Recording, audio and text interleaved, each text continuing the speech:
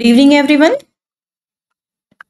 देखिए, अभी तक हम जो वीडियोस बनाए हैं या वीडियोस जो रिकॉर्ड किए हैं, अभी तक की जो क्लासेस हुई हैं, उनमें हमने एटॉमिक स्ट्रक्चर लेसन नंबर 1, ठीक है, उसको डिस्कस किया है। जिसमें हमने स्टार्टिंग में हमने देखा था कि हिस्टोरिकल एस्पेक्ट देखे थे, जिसमें हमने महर्षि कंद और जो आपके डेमोक्राइटस थे उनकी किस तरीके से थ्योरीज थी, ठीक है। फिर हमने डाल्टन एटॉमिक थ्योरी के बारे में पढ़ा था कि किस किस तरीके से सर डाल्टन ने अपने पोस्टुलेट्स दिए थे, अपनी एटॉमिक थ्योरी दी थी। फिर उसके बाद हमने देखा था कि उनके एटॉमिक मॉडल में, उनकी जो थियरी में किस किस तरीके से लूप होल्स थे, कमियां थी, ठीक है। फिर किस तरीके से बाद में फंडामेंटल पार्टिकल्स की डिस्कवरी हुई, जिसमें हमने कैथोड रे ट्यूब एक्सपेरिमेंट्स देखे थे, जिसके थ्रू आपकी कैथोड रे निकली थी, जिससे आपकी इलेक्ट्रॉन की डिस्कवरी हुई थी, ठीक है। इस तरीके से जे थॉमसन ने एक्सपेरिमेंट करके इलेक्ट्रॉन्स के बारे में पता लगाया था, ठीक है। फिर उन्होंने इन कैथोड रेज की या इलेक्ट्रॉन्स की जो स्टडी है वो करने के लिए 5 to 6 एक्सपेरिमेंट परफॉर्म किए थे, जिसकी वजह से उनकी प्रॉपर्टीज फाइंड आउट की गई थी, ठीक है। और इसमें उसके बाद उन्होंने फाइनली प्रॉपर्टीज उन्हें क्या क्या मिली उनको लिस्ट आउट किया था, ठीक है। फिर उसके बाद प्रोटॉन की डिस्कवरी की गई थी। किस तरीके से गोल्डस्टीन एक्सपेरिमेंट था, जिसे हम alpha particle sorry I am really sorry cathode ray experiment ही था ये। जिस तरीके से कैथोड रे एक्सपेरिमेंट था, उसी तरीके से आपकी परफोरेटेड कैथोड लेके आपकी पॉजिटिव रेज के बारे में, जिसको कैनाल रेज कहा गया था, उनके बारे में बात की गई थी, ठीक है। फिर जे थॉमसन ने अपना एटॉमिक मॉडल दिया था, जिसको इन्होंने वाटरमेलन मॉडल भी बोला था, ठीक है। फिर हमने थॉमसन्स एटॉमिक मॉडल में क्या क्या ड्रॉबैक्स थे उसके बारे में बात करी थी।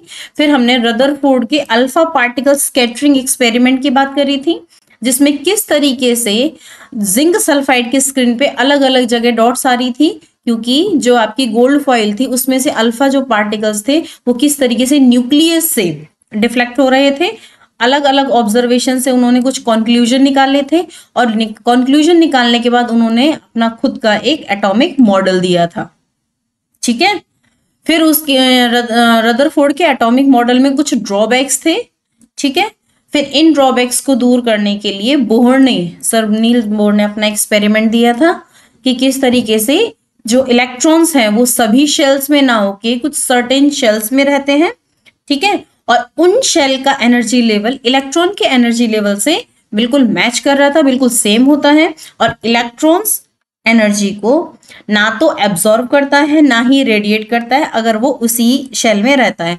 इन केस अगर इलेक्ट्रॉन अपनी शेल चेंज करता है, मींस अभी प्रेजेंट शेल से अगर वो हाई एनर्जी शेल में जाएगा तो एनर्जी को एब्जॉर्ब करेगा, और हाई एनर्जी लेवल से अगर वो लो एनर्जी लेवल में आएगा तो वो एनर्जी को रेडिएट करेगा। फिर उन्होंने खुद के कुछ अपने मॉडल के पोस्टुलेट्स दिए थे, ठीक है। और फिर किस तरीके से न्यूट्रॉन की डिस्कवरी हुई थी, ठीक है। और यहाँ पे हमने देखा था कि जो आपके फंडामेंटल पार्टिकल्स होते हैं, that is your electron, proton and neutron, उनके ऊपर चार्ज कितना था और उनका मास कितना था, ठीक है।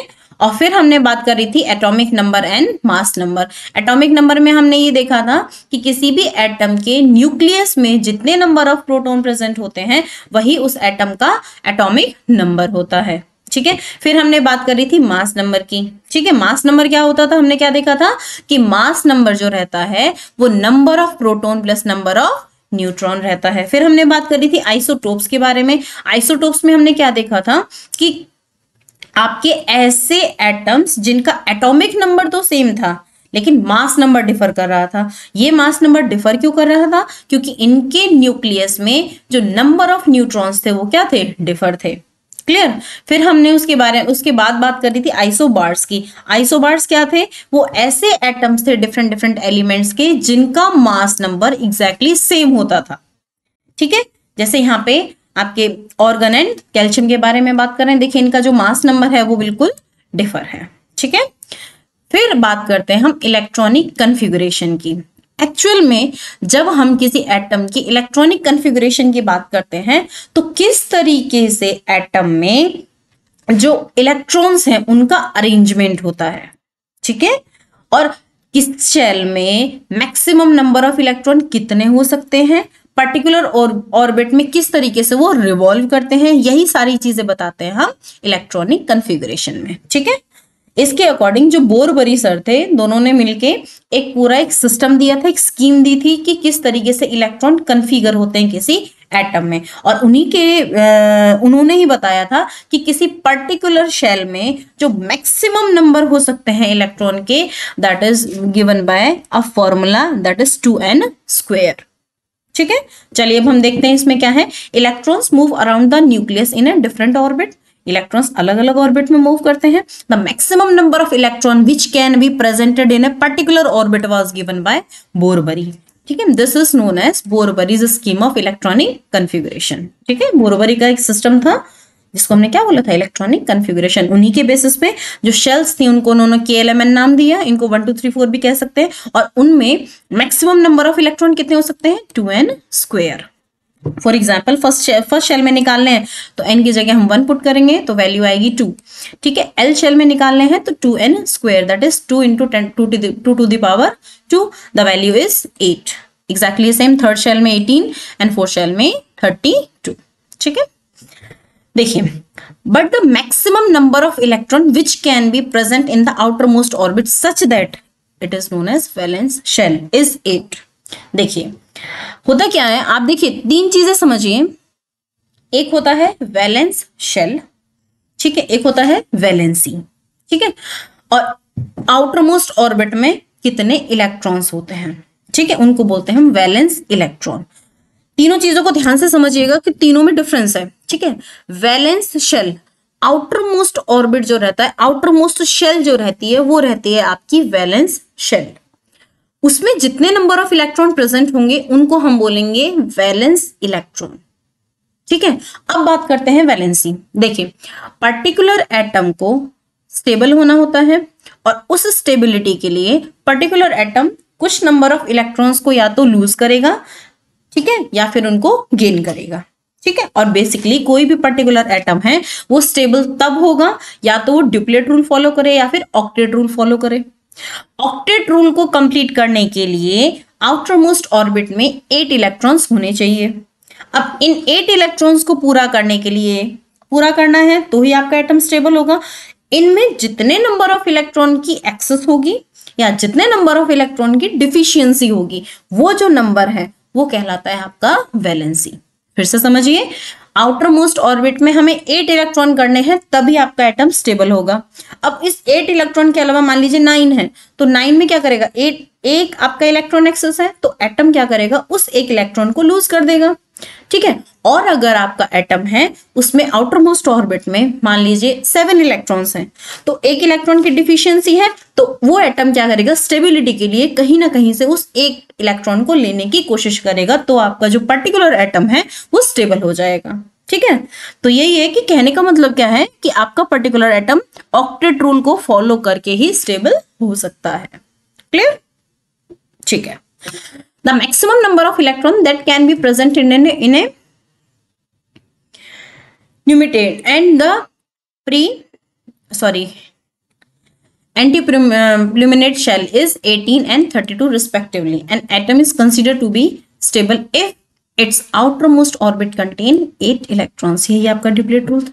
ठीक है, यहाँ पे आपको ज्योमेट्रिकल रिप्रेजेंटेशन दे रखा है। इमेजिन कीजिए आपके पास एक कार्बन का एटम है, कार्बन के एटम में नंबर ऑफ इलेक्ट्रॉन 6 होते हैं, नंबर ऑफ न्यूट्रॉन 6 होते हैं, नंबर ऑफ प्रोटॉन भी 6 होते हैं। एल्यूमिनियम का एटॉमिक नंबर क्या है, 13 है।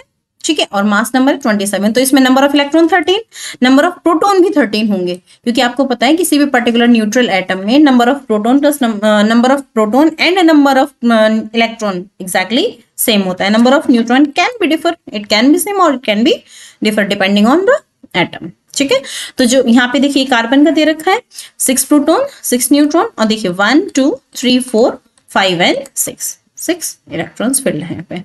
ठीक है, अब देखिए valence shell and valence electron, मैं आपको पहले भी बता चुकी हूँ। वैलेंस शेल कौन सी होती है, आउटर मोस्ट शेल जो होगी एटम की वो कहलाएगी वैलेंस शेल। फॉर एग्जांपल यहाँ पे इन्होंने सोडियम को लिया हुआ है, सोडियम का एटॉमिक नंबर 11 होता है। इलेक्ट्रॉनिक कन्फिगरेशन करें तो देखिए फर्स्ट शेल में 2 इलेक्ट्रॉन, सेकेंड शेल में 8 इलेक्ट्रॉन, 2 + 8 = 10, बचा कितना? 1। ये जो एक इलेक्ट्रॉन है ये थर्ड शेल में आएगा, यहां पे आ गया। ठीक है, अब देखिए ये जो थर्ड शेल है ये आउटर मोस्ट शेल है, so it is valence shell. इसमें कितने नंबर ऑफ इलेक्ट्रॉन प्रेजेंट है? 1। तो वैलेंस इलेक्ट्रॉन कितने हो गए? 1। वैलेंसी 1। ठीक है, वैलेंस इलेक्ट्रॉन बेटा देखिए 7 भी हो सकते हैं। फॉर एग्जांपल हम क्लोरीन का एग्जांपल लेते हैं, तो यहाँ पे आउटर मोस्ट ऑर्बिट में इलेक्ट्रॉन्स कितने हो जाएंगे? 7। तो उस कंडीशन में वैलेंसी 1 होगी, बट जो आपके वैलेंस इलेक्ट्रॉन है वो 7 होंगे। ठीक है, आई होप दोनों में डिफरेंस आपको समझ में आया होगा। Still you have any doubt, write down in comment section. I will definitely resolve your doubt. So इस तरीके से ये आपका चैप्टर ऑलमोस्ट फिनिश हो गया है। ठीक है, ऑलमोस्ट चैप्टर कंप्लीट है आपका। ये जो आपके क्वेश्चंस हैं आप इनको सॉल्व कीजिएगा। आपको कोई भी प्रॉब्लम आती है, कुछ समझ में नहीं आता है, आप कमेंट सेक्शन में लिख दीजिए। I will definitely solve your doubts. ठीक है, टिल देन बाय बाय बेटा।